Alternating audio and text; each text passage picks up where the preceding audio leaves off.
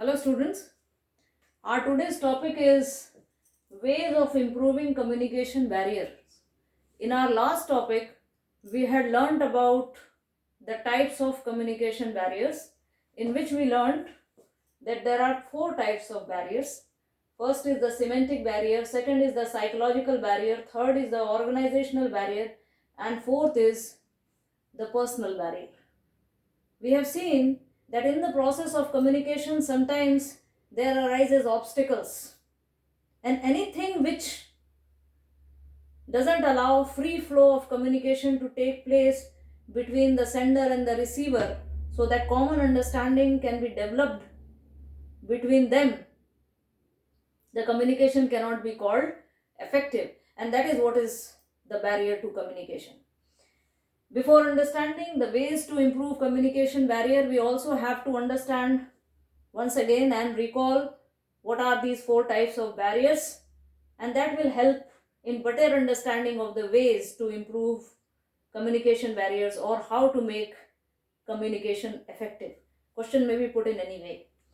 So when we say semantic barriers, we had learned that semantic is a branch of linguistic, and semantic barrier relates with that kind of barrier which is mainly associated with encoding and decoding of the information.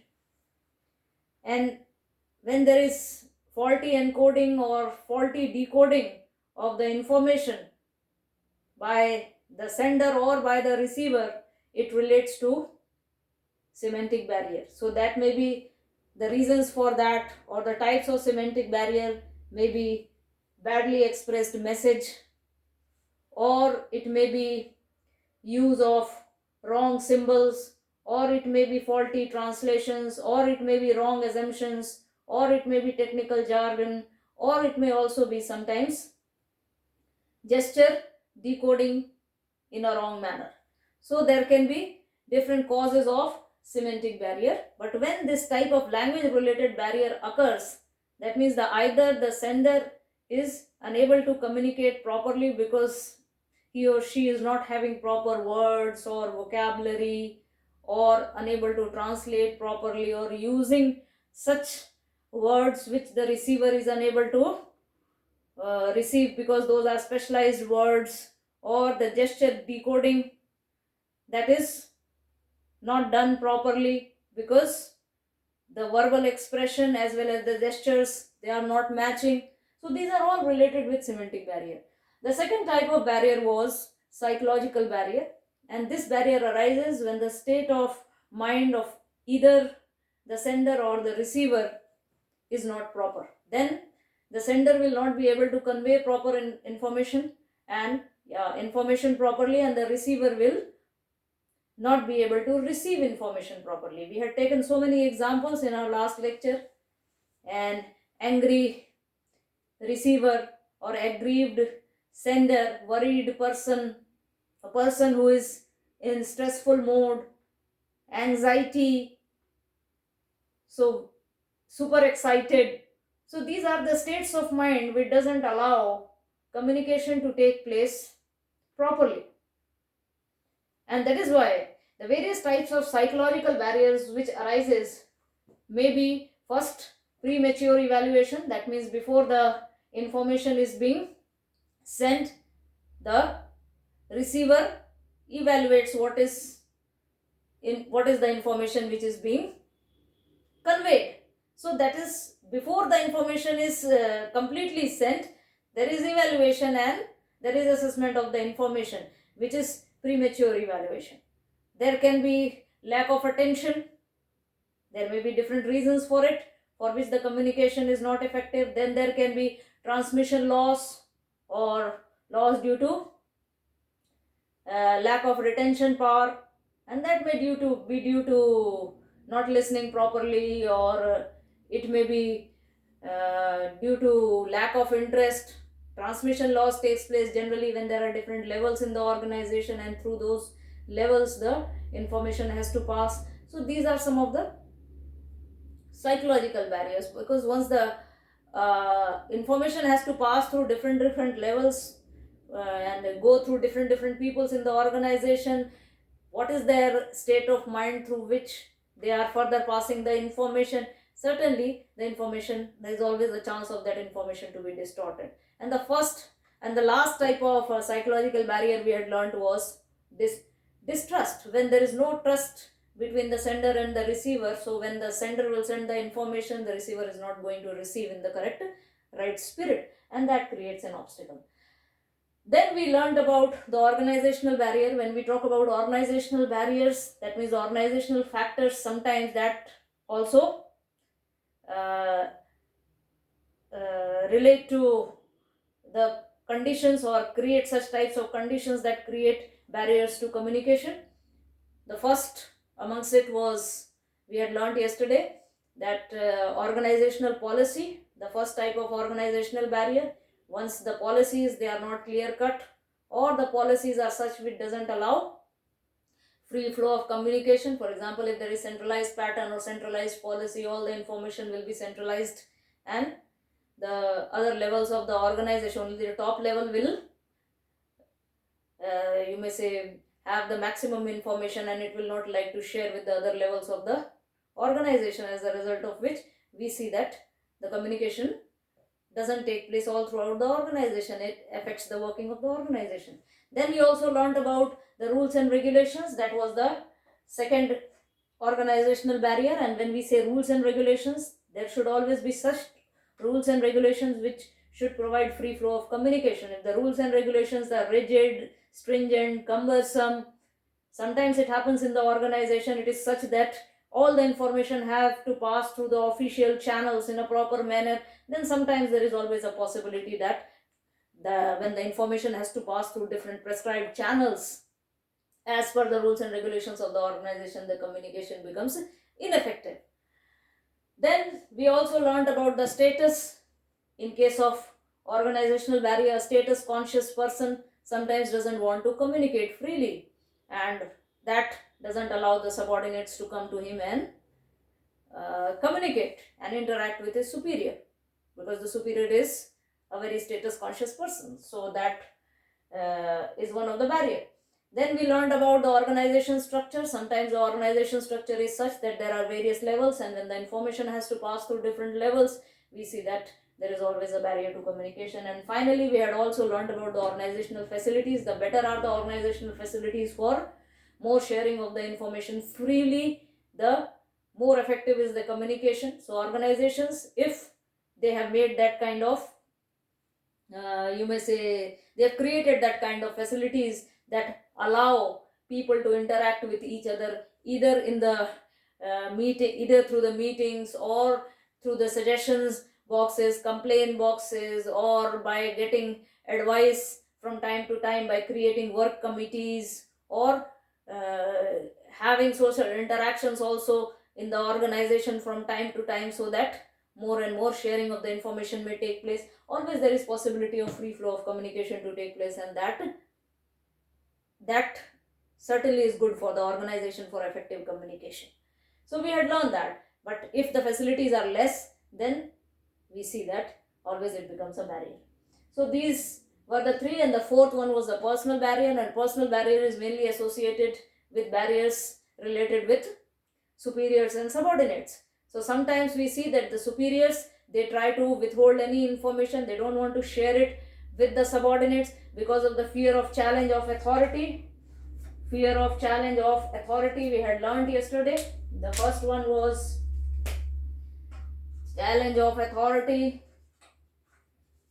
Also, superiors sometimes they don't trust or they have distrust. So superiors will not like to share freely the information with the subordinates or ask for their advice or suggestions in any matter. Also, the subordinates sometimes they don't want to communicate with the superiors. There may be reasons, because if they feel that if they share something that is going to adversely affect their interest, then they will withhold the information. And secondly, if proper incentives are not given to them for the valuable advice which they give to their superior, we see that they are They don't want to interact with their superiors, and in that case the flow of communication or the flow of information doesn't take place properly in the organization, and that becomes a barrier to communication in the organization. So what are the barriers we have tried to understand yesterday also and today also? Very briefly I have tried to you may say recall those points. We have to keep in mind these barriers are basically in relation to organization, and barriers exist between superior and subordinates, or amongst the subordinates in a group, or amongst the team members in a group. So how those barriers can be removed? So ways of improving communication barriers. So if we understand what are the barriers, what are the obstacles to communication, then only we will be able to understand the ways through which those barriers can be improved. The first is clarify the ideas before communication.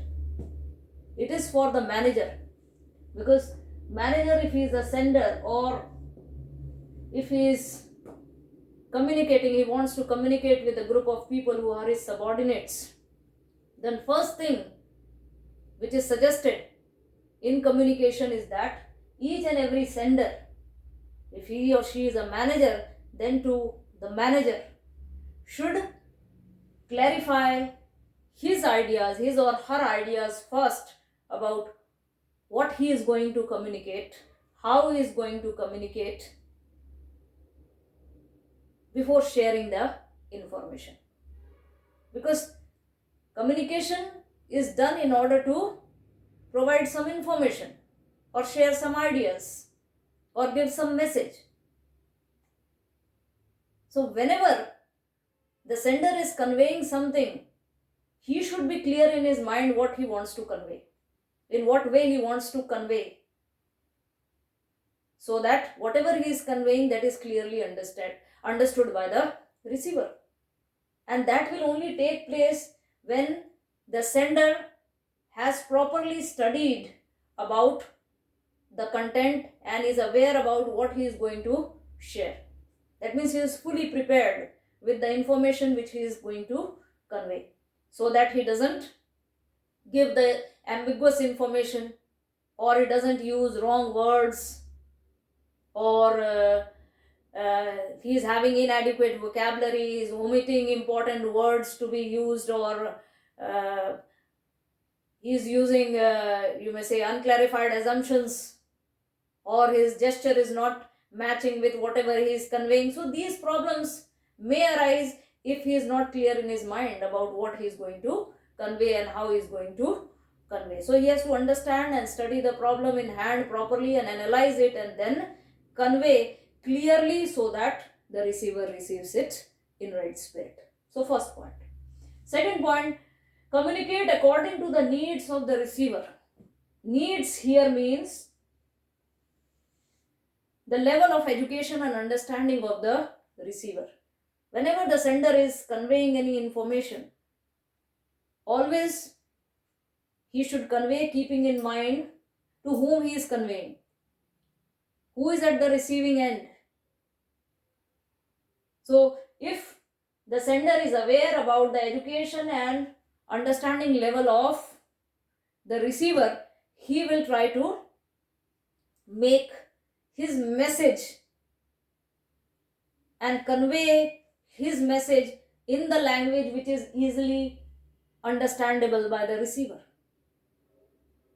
Otherwise, we have seen one of the problems or barriers which is related with communication is, we had learned technical jargon, where we see that many times in every field the specialists, they use technical words while communicating without understanding with whom they are communicating. As a result, whatever they communicate, that is not understood at the receiving end. So that becomes a problem in communication or obstruction to communication. So always level of understanding and education of the receiver should be in the mind of the sender while the sender is communicating. Manager should also understand the subordinates, you may say, education and understanding level, and communicate as per their you may say understanding, so that it may appeal to them whatever he is or she is communicating. Third point, consult others before communicating. Always the plan for communication is made to communicate. So whenever this plan of communication is being made for communication, those for whom the communication content is drafted, they should also be involved in that plan.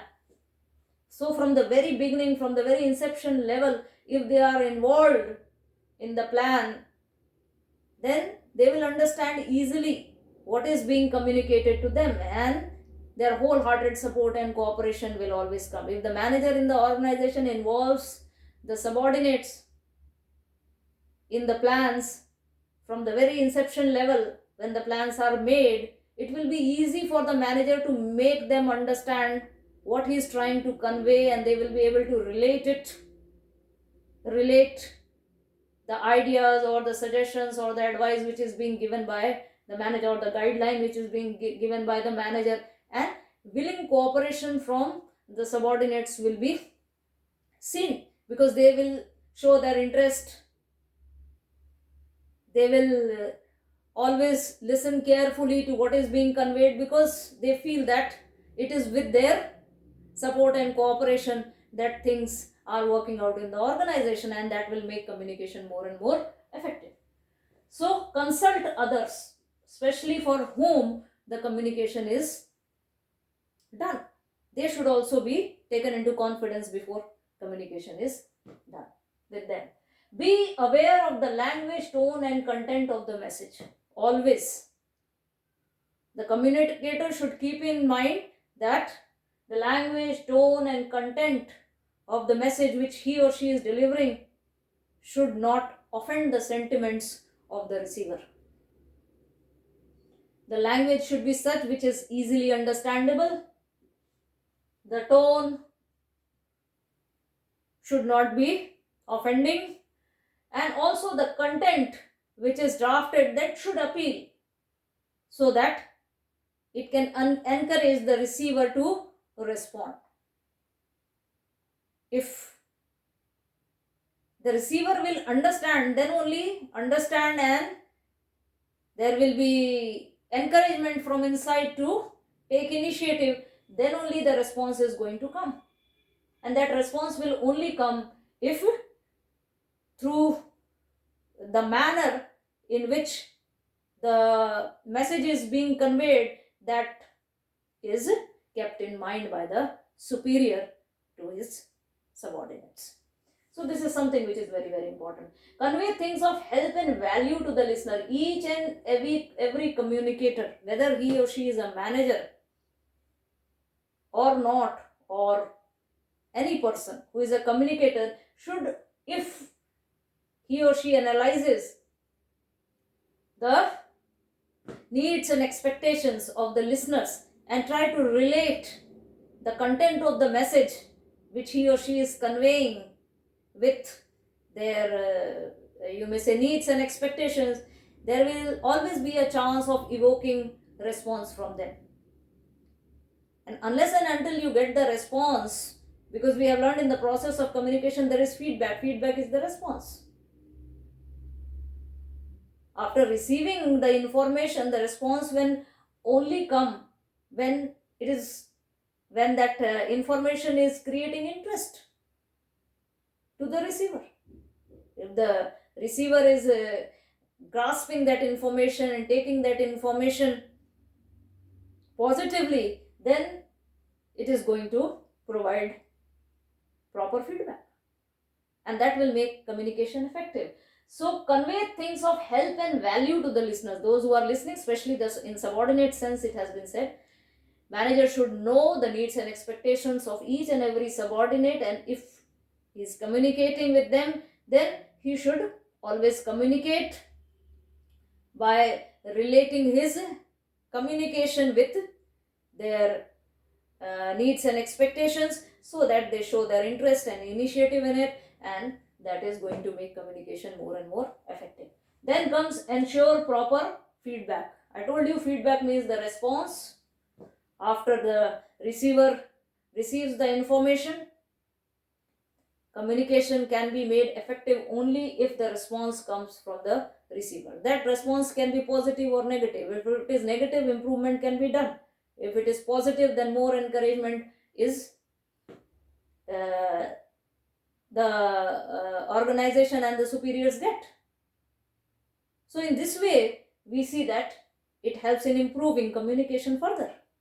So that response can also be collected by raising questions. If I am a teacher and I am communicating and I am teaching anything, how far you have understood whatever I am teaching, I can get the feedback by taking tests, by asking questions. Similarly, in the organization also, we see that the superior always communicates to get positive response from their subordinates to get work done in the proper manner. So feedback is the response. Communicate for the present as well as the future. Always communication takes place to see that the work is carried out smoothly in the organization, to fulfill the present needs of the organization. But in continuity with the future requirements and arrangements, communication should be done by the communicator, especially the manager in the organization, keeping in mind the long-term prospects, and that will make the future of the organization also more bright. And that is why we see that communicator, if in the organization takes place, always keeping in mind the long-term goals. That will help in not only the present but also the future development of the organization. Follow-up communication. Follow-up communication means review. It is not only to provide information and communicate, but also review whether whatever has been instructed, whatever has been communicated has been properly followed up or not. How far it has been followed up, and what all remedial measures can be taken or improvements is required to see that it is made more and more effective. So review of the communication is what is follow-up communication. And finally, be a good listener. It's generally said that half of the problem is solved if a person is a good listener. So if a manager is a good listener, he will try to understand the problems and the grievances of the subordinates. He will also try to invite suggestions and instruct them as per their needs and expectations. So in this way, the communication will be made more effective if the manager is keen to listen to the suggestions, advice, complaints, grievances of the subordinates in the organization, and that is going to create a bond and a trust between the superior and the subordinate, and will make the process of communication smooth and effective. So in this way, we see that these were some of the steps, or you may say ways, through which communication barriers can be improved in the organization and communication can be made more and more effective, so that the work can be carried out smoothly in the organization and the organization achieves its goal effectively and efficiently. With this chapter has come to an end, directing chapter. We have completed all the 4 elements of directing in detail today. And after this, only one chapter of the first book is left, and that is controlling, which we will be starting in our next class. Till then, thank you all of you.